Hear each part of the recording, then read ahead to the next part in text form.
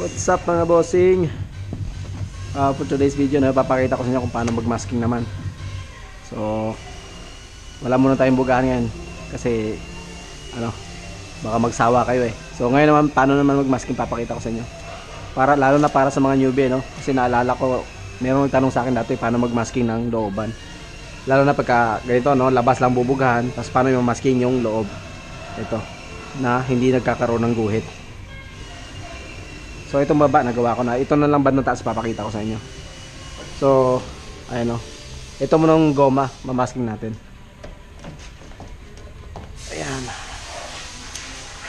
So masking mo na rin ng goma.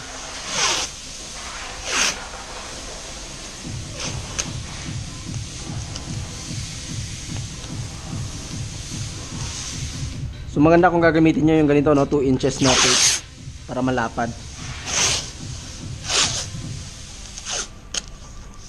So ganyan lang, ano. Then dito sa labas natin, iipitan natin yung goma para hindi siya lapat dito sa panel. Gaganunin natin. Hatakin lang ganyan.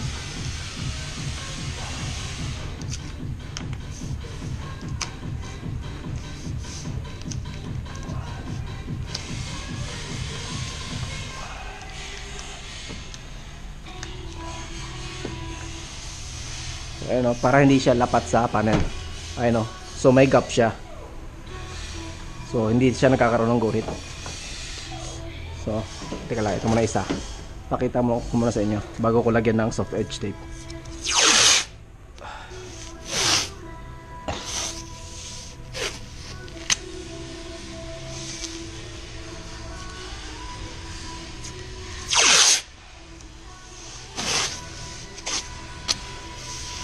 So ganun lang, ano. Yung ganun din. Teka, putulan natin ng konti.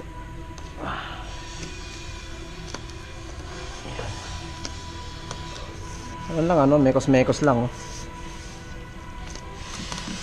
Mabilisan lang.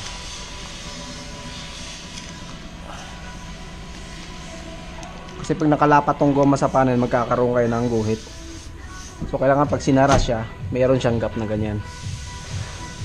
Di ngayon gagawa natin siya lalagyan natin siya ng soft edge tape. Ito may ginawa na ako dito, no. Bali tape lang siya, no, na tinupi. Ganyan.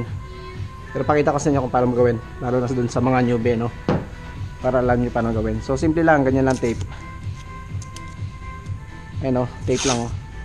Yan. So itutupi niya lang to dito banda. Tupian niyo lang, tapos ganun lang. So slide niyo lang ganyan. Dire-diretso na yan. Yan, masyado na mahaba. So dito natin lalagay dito. So isaswak natin dito sa pinakakanto niya. So itong tupi na side, ito yung nakalapat ganyan.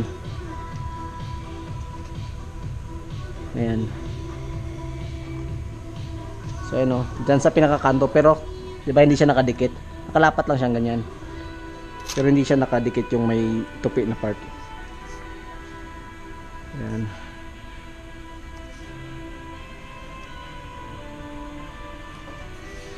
Yun lang, ano. Then dugtungan natin.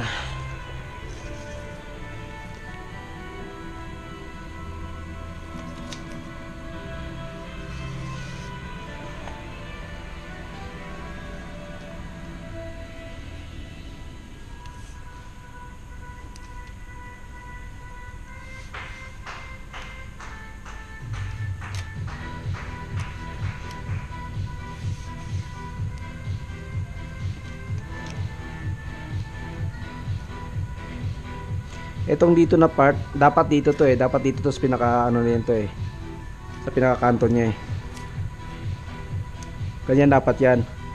Kaso dito kasi banda rito, meron akong bubugahan dito sa loob ng konti. Ayan, oh. Ayan. Meron kasi pinaglihaan dito. Dapat dito yan sa pinakakanto. Kung wala sanang bubugahan dito sa loob. Kaso merong bubugahan sa loob, kaya na-adjust ko lang konti yung tape.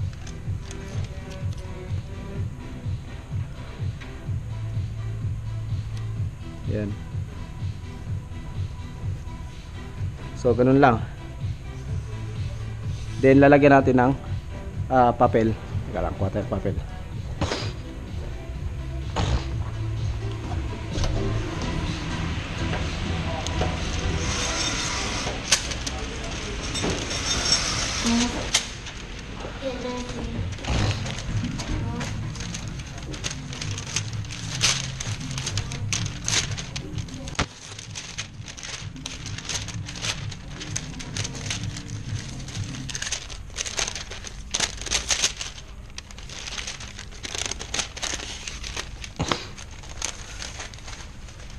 So ayan, lalagay lang natin yung papel, ano.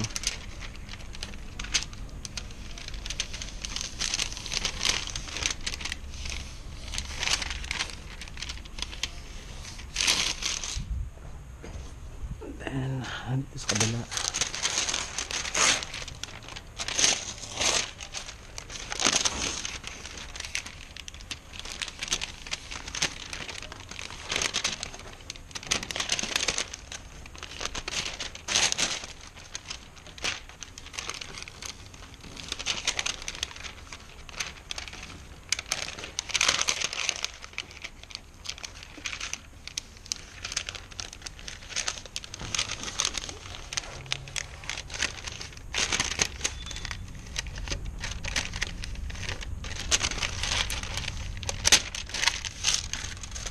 You know. So ayan, ganyan lang. So tape lang natin itong tuntungan ng papel dito. Yan, so bale ganyan lang yung itsura niya sa loob. Ganyan. Then sa loob ng pinto, dito sa gilid, lalagyan din natin.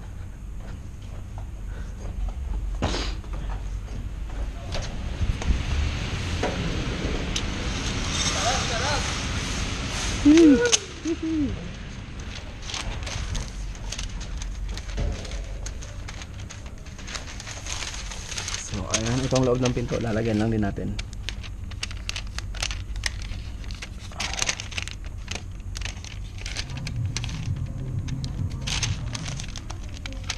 Kailangan lang iyan nyo sa pinakakanto. Awag yung kanto nga to, yung pasok nyo ng konti.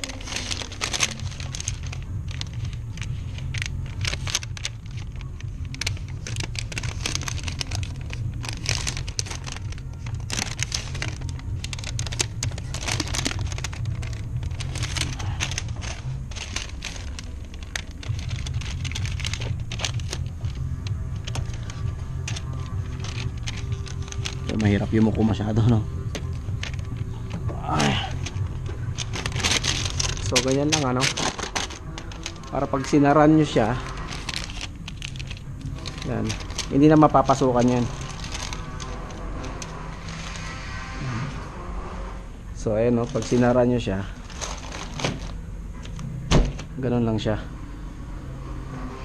So hindi na mapapasukan ng pintura yan. Secure na siya. So yan. Yan. So ayun, ganun lang. Hindi na masking yung babalutan ng plastic yung labas. So ganun lang, ano. So yun lang. Sana makatulong.